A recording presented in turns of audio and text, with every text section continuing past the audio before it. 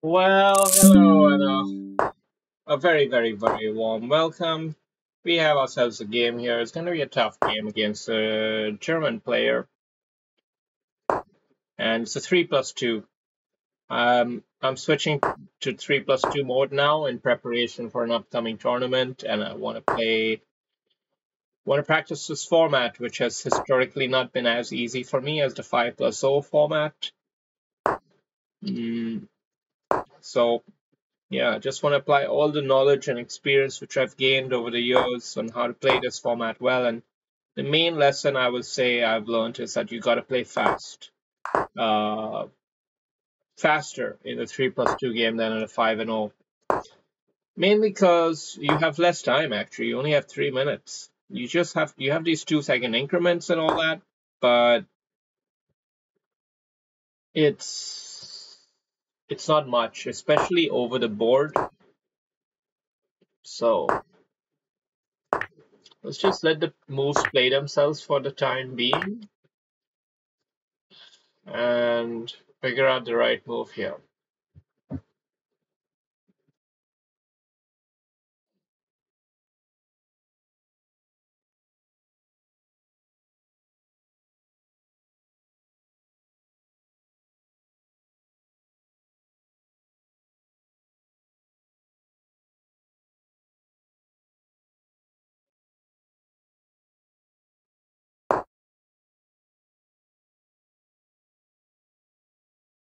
A little bit slow on that move.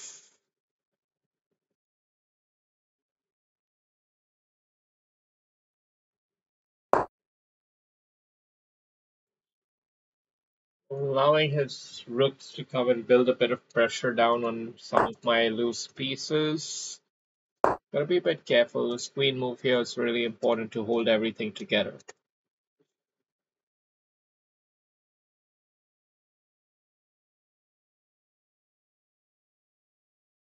He advances, we capture.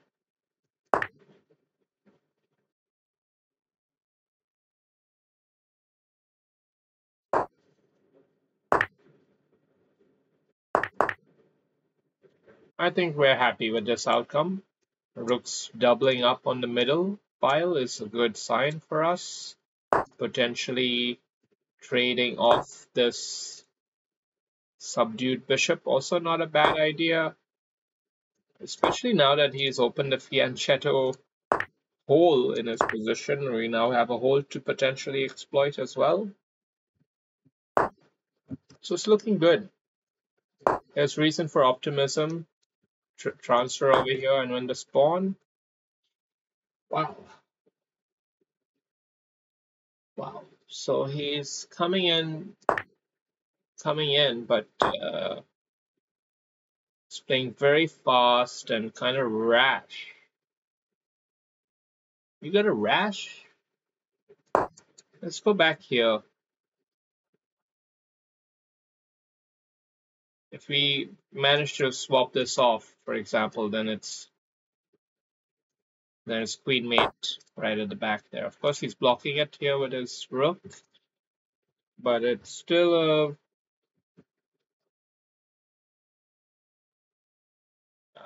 I feel a bit rotten about playing that move, but feeling like there is tactics brewing here. Okay, how's a better way to play this? Maybe the better way is to hold this solid, keep this solid here, and wow, he actually brought his king up like that. Balls on this guy, man. Seriously.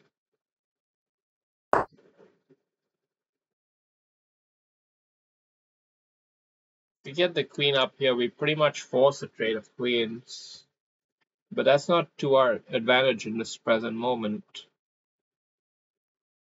We get the rook up here, we block our queen.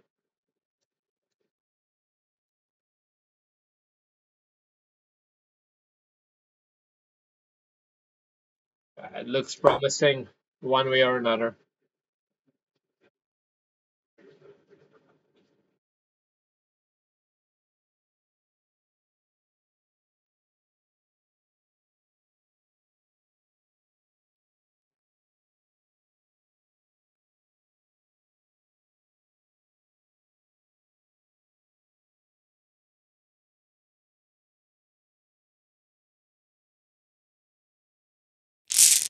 Yeah.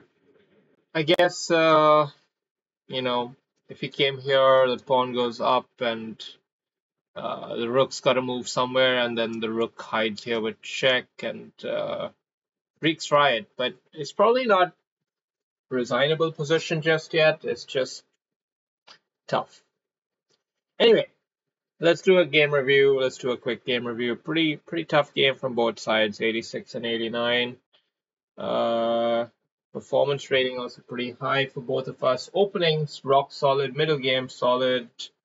Yeah, pretty good game. Let's have a quick look. Okay, all of this is classic opening. Learn this opening for black. You'll be quite happy with it. Important ideas here with the b6 mirroring the b3 structure.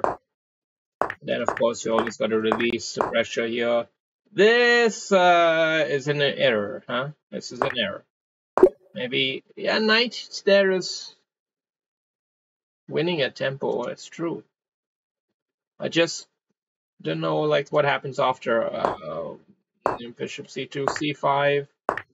Okay, it's like this. It's this kind of position.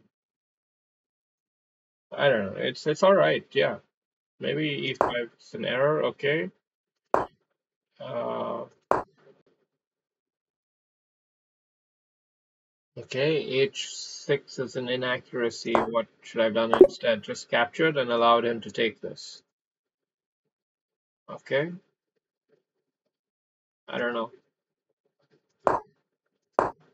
Okay, anyway, then he shouldn't have diluted the pressure there. He should have pushed the pawn up. That's what I was thinking he would do. Okay, first check, then h8, right back.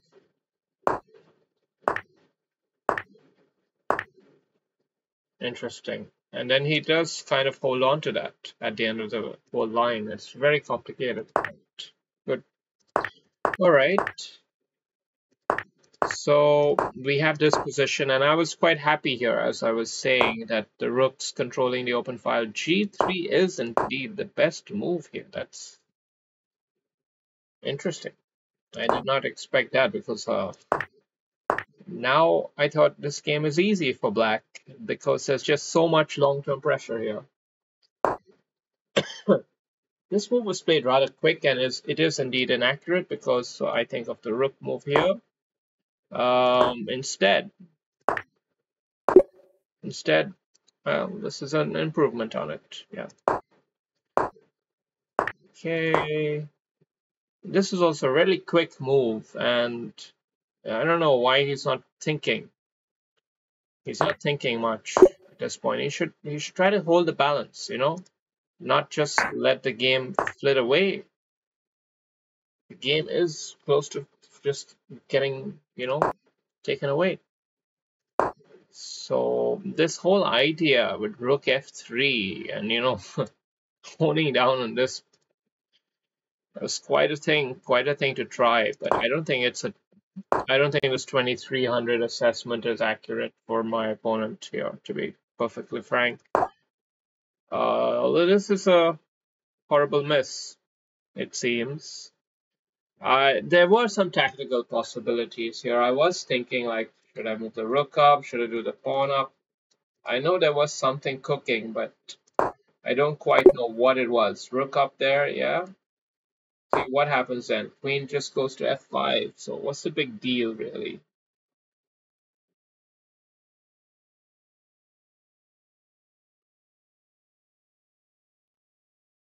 I'm not sure.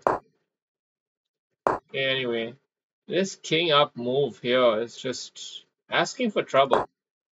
Asking for trouble. And this g5, it is an inaccuracy. It does seem to be inaccurate, but oh, rook here. I guess the idea is to somehow try to find a way to come to this square. There's just too many motifs working for black here. It's not good. But anyway, rook came here and then he resigned. And I said I don't think he should have resigned right away because there is plenty of play. And, you know, it's not just winning. straightforward. It's pleasant, but it's not winning. So bad resignation like that.